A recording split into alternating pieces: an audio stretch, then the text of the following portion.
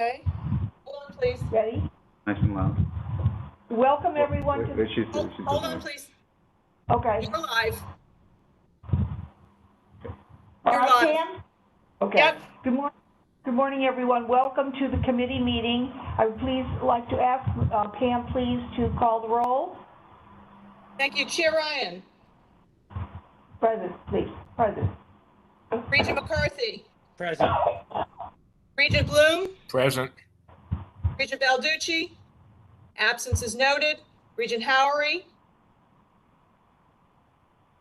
Regent Howery, present. And Regent Wright. Absence is noted. Chair Ryan, you have a quorum. Thank you. I'd like to call for a motion to adopt the agenda. So moved. Is there a second? Second. All in favor? Any opposed? Any abstentions? The motion carries. The agenda is adopted. I'd like to call for a motion to adopt the minutes of the May 5th special meeting. So moved. Is there a second? Second. Thank you. All in favor? Any opposed? Any abstentions? Motion carries. The agenda is adopted. Just a little background for our new regions before we look at the documents in our packet today. One of the topics that the board began to discuss in the fall last year was the confusion surrounding the titles of executives throughout the system. We have a system president, the presidents of the 4 universities, the new president of Connecticut State, and the president of Charter Oak State College, as well as 2 community college presidents whose titles are not CEOs. This lack of clarity is concerning at a time when clear, concise, and consistent messaging is critical to our success as we work our way through budget issues. Therefore, the topic before us today is the introduction of a change in Terrence Chang's title from President to Chancellor in the form of a draft resolution and a draft staff report. And just to reiterate, there is no vote on this matter today. Before we look at the documents, are there any comments from the regents? Jim, do you have? Yes, let me start. I recall our first conversation of this at a board meeting. I think it was in October, and it also goes back a year to when I first joined the regents and began to delve into the various details of the system. And I think that one of the documents circulated for today's session comes with the title of Staff Report, Systems and Institution Leadership Titles. And I think this document is really an excellent overview of the way in which virtually all systems of higher education handle their titling conventions.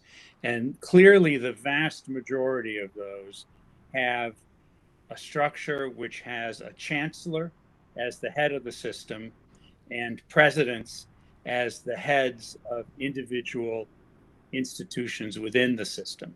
That is clearly the more numerous pattern that's followed. The second most numerous pattern is to have the system person be referred to as the president and the campus leaders being referred to as the chancellor. That is common, but not as common as the first. What we have is actually an incredibly mixed model. I go back to the days when I used to teach basic management principles, and I would tell people to start with the organization chart, because that's the most fundamental description of the lines of authority and the various positions within the organization. And if you were to look at our organization chart right now, as Chair Ryan indicated, we have a multitude of presidents scattered throughout the system. We have a president of the system, in effect. We have the presidents of the universities. And we also have, at the community college level, some presidents and some chief executive officers. one would be hard pressed coming in anew to figure out what this means. Who reports to whom? Right now, we've got two presidents of two community colleges who report to a president of two community college campuses, who report to a president of the community college, who in turn reports to a president of the Connecticut State Colleges and University. It's kind of like who's on first, who's on second. I don't know who's on, it doesn't help people coming in to look at it. And I'm certain that it doesn't help the most efficient exercise of the chain of authority. It doesn't convey the right message. So I think the greatest interest here is in clarity. And the proposal that we first discussed last October was the one that's before you today. Now it's in a more formal form, and now it comes with some more formal and in-depth background material. But it's to set our organization chart correctly and to make it appear both internal and external that we follow a structure of higher education systems that's very common around. And so that's the essence of it. We want it well recognized by all who take even a glancing look at it, that the chancellor of the Connecticut State Colleges and Universities is the boss. That person is at the head of the org chart. Next on the level, at the institutional level, are presidents of the 4 state universities, Charter Oak State College, and the president of Connecticut State Community College.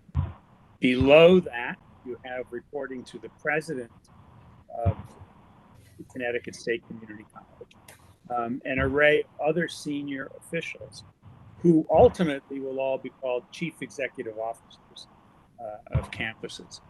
So to me, it's a simple model. It's a great clarification over what we have, and it should make everybody's job at these levels of the org chart easier. It should convey clearly to all those whose positions I just described where they rest in the overall structure. President is not a title that you want shared as broadly as we have it shared. So that's the background.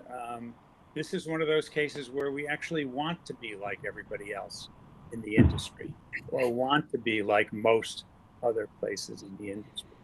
And I'll say that we're, in the scheme of things, there are a number of systems that have the structure that we've proposed as the first one that are much, much smaller than CSCU is. So this isn't something limited to the mega systems around the country.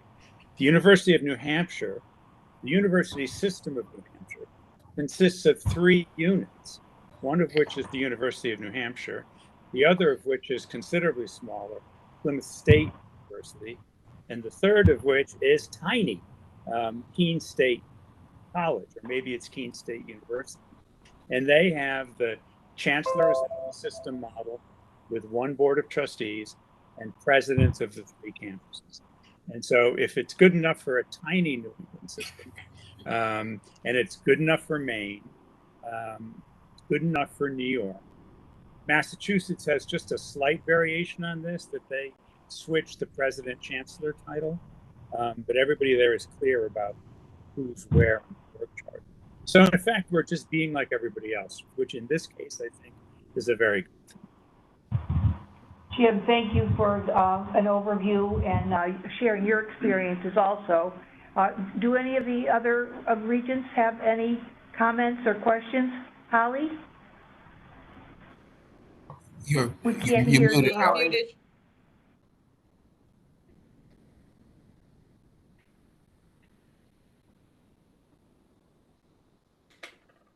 No, your audio is not coming through, Holly, for some reason. On my screen, she's frozen. So I can see her move, but I'm not hearing anything. okay. No. Still can't. No. Do you want to log out and log back in, Holly?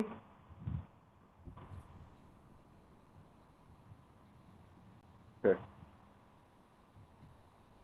Ira, did you have any comments or questions? I have a few comments. One, I think this is overdue. Uh, I've seen even in correspondence, in the email correspondence, that people outside are confused about. Somebody made Terrence president of one of our universities, in some correspondence that I saw a while back, and I think this absolutely needs to happen, and I support everything Jim said about structure.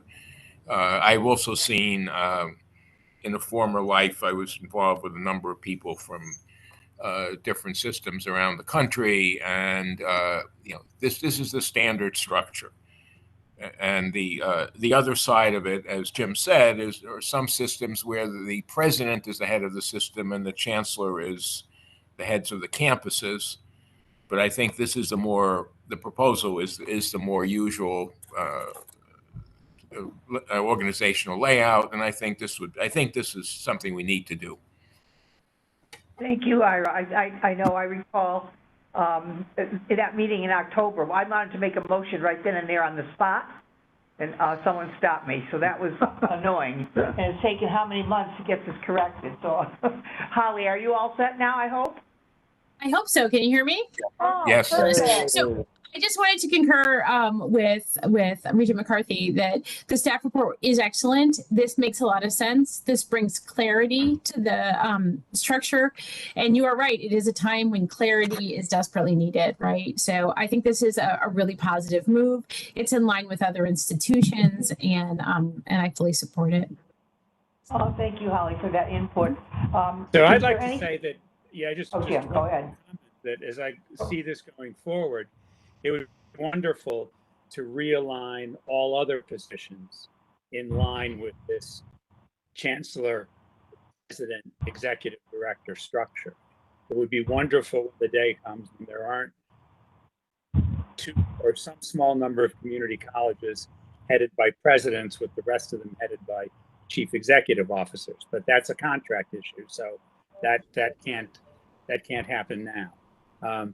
It would also probably good to have the senior system officials, the chief financial officer be a vice chancellor for finance administration of the system.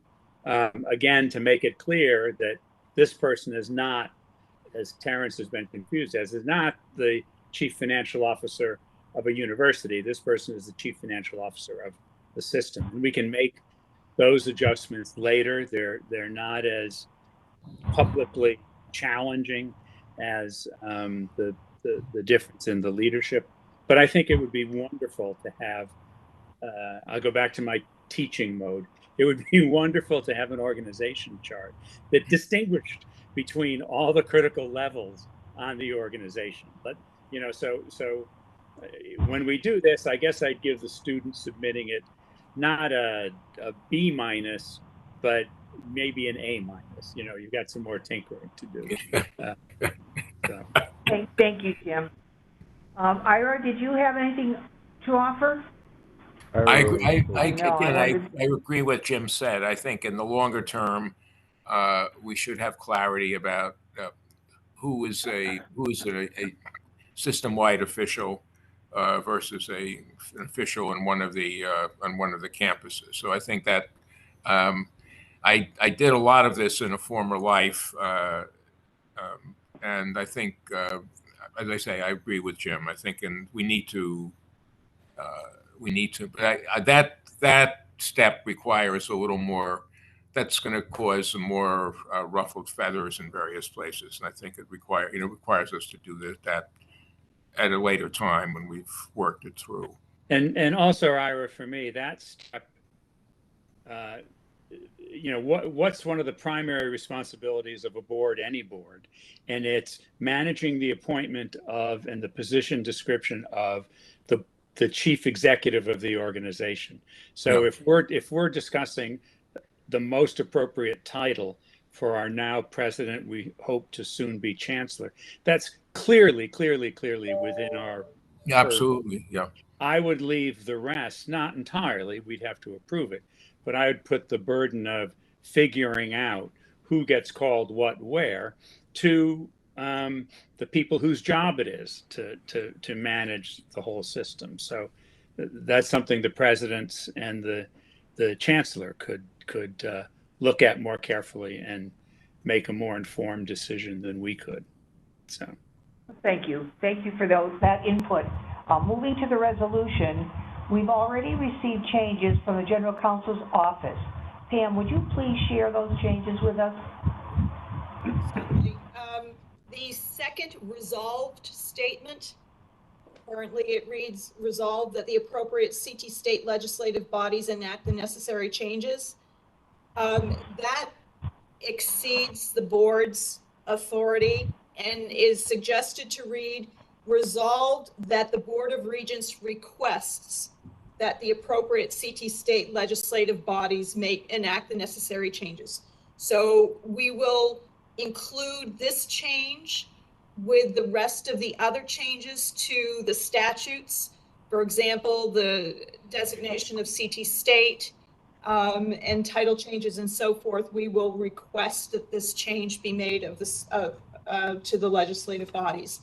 And second is the last resolved statement.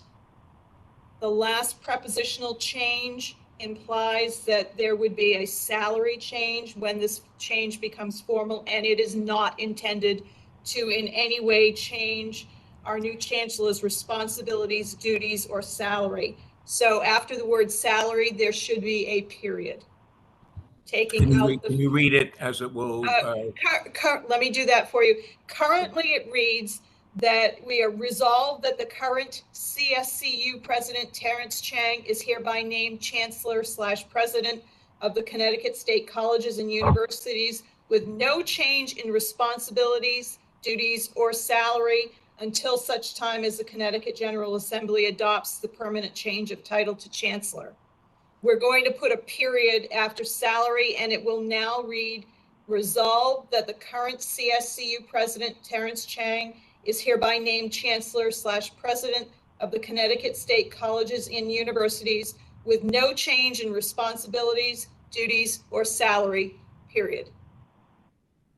The only thought I had, and maybe that would raise questions, is do we want to say that positively? Would continue with the same duties, responsibilities, and as at present until salary duties as at present until. I will certainly bring that up with legal and have them craft the positive framing of that phrase. Jim, what? Yeah, well, and what I just want to make sure is that, I mean, where are we in the annual schedule? That whenever we get into the point of knowing what salaries are going to be, and we're talking about employment conditions of others in the system, and that may be soon or sooner or later, we want to make sure we don't preclude any salary changes that might come as a matter of regular course, that might come whether we're talking about a president or a chancellor. So that's the balance. We don't want to say that we're promising some change because of this change in title, but we also don't want to say that we're promising no change outside the usual. That's one of the reasons I wanted to get rid of the no. Yeah. Okay. And that makes sense. So are you comfortable now with the change? Let me run it past legal, and we'll see what framework they provide, and all right, thank you. And get the new language out to committee for their review before we publish this for the full board packet at the end of the month. And thank you, Chair Ryan. That is a transition to what's really, I think, my last. What are the next steps going forward? We will present this solution to the full board, at our next meeting. After legal does their Right. review and makes any recommendations, then it will go to the full board on the 28th of June. And still a newbie. Does this, can this be done in executive session? Or does it have to be done before the full board? The vote itself needs to be done in front of the full board. Okay. And so discussion then in front of the board? It could presumably be an executive session. The discussion can be in executive session, and we can come out and do the full and the vote then. Chair Ryan, what's your preference on that? I can think of it in both ways. I can too, but I think we should be as efficient and act with ease and move forward quickly. I mean, this is overdue, as some of us feel. Yes. And so it just, let's not make it a long, lengthy process. Yeah. And I don't know, is it appropriate for the executive committee to make a recommendation to the board, stating that we are in support of this change? I think it would be, wouldn't it? Yes, I would hope that our motion is going to say we support it. Yeah. I'd like to see, I think we should, the language when the general counsel, whatever she does with it, should be circulated back to the executive committee members. Yeah. And then the recommendation would be coming from the executive committee to the full board. Okay. Let me pursue my newbie questions. Joanne, I'm very supportive of your idea of moving this along as quickly as possible. And so actually what I'm trying to think about is which is in the long-term way, the quickest way. There's a lot to be said for just doing it in a full board meeting and then voting there. That will give, if I understand the procedures, that means the non-voting members of the board will have the opportunity to comment on the motion. Is that correct? Yes, that's correct. Yeah. Yes. But it also means that the public does not have an opportunity to comment on the motion. Is that correct? No. When this appears in the full board packet, the public will be made aware. Okay. From a newbie standpoint, our staff report should cover all of the items that any new regent would ask. So we should make that staff report as complete as possible, and it would be included as part of the executive committee report that Joanne would make towards the end of the meeting. Because it's going to be in a public session and the vote will be in public, any member of the public, if they choose to, if we invite public comment for the June meeting, and if they choose to use their 3 minutes to comment on this particular item up for vote, they are free to do that. Are free to do so. But that's within the context of your extraordinarily tightly run 3-minute comment. It does give them the opportunity, right? It allows anybody who wants to comment on it to comment on it. And I'm a big believer in transparency, right? Yes. This isn't a secret. Our motives aren't sketchy. We're looking at this for organizational reasons, and I think we should entertain that conversation.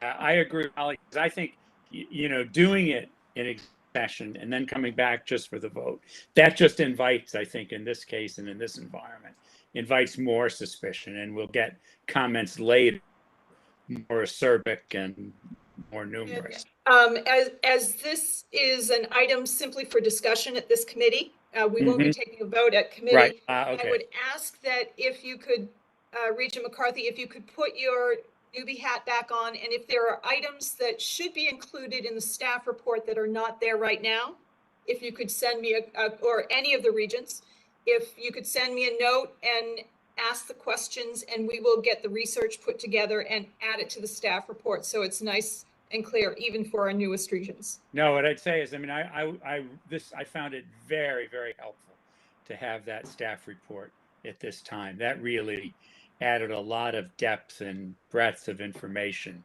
that's before us. So kudos to whoever the anonymous staff members are who put that together. You're absolutely correct. It was very well presented and very thorough, and hit all of those buttons that might be a little explosive at times. Exactly. So, Yeah. you know, so this is good. I really do. We appreciate your discussion, and so there will be made some revisions, and the item will appear on our agenda for the June 28th board meeting. Wonderful. Can we recirculate, Chair Ryan, can we recirculate what the final item to the executive committee with whatever Yes, changes the general counsel? yes. So if we have Definitely do that. any final thoughts before it goes through. Correct, yes. Absolutely. Thank you. That will be done. Thank you, Chair Ryan. Oh, you're welcome. Before I call for a motion to move to executive session, let me state that the committee will move to executive session for the purpose of discussing the appointment, employment, performance, evaluation, health, or dismissal of public officers or employees. No votes will be taken in executive session. Additionally, there will be no discussion, action, or votes by the committee following executive session. The only action following the executive session will be a declaration of adjournment by the chair. President Chang is asked to join the committee in executive session. Therefore, allow me please to call for a motion to move to executive session for the purposes I have described and to adjourn by declaration of the chair when that discussion in executive session concludes. May I have a motion, please? So moved. So moved. Is there a second? Second. All in favor? Aye. Aye. Opposed? Opposed? Motion carries. The open portion of our meeting has concluded. The live streaming has been stopped. Great. Hold, please. Okay, the YouTube has stopped.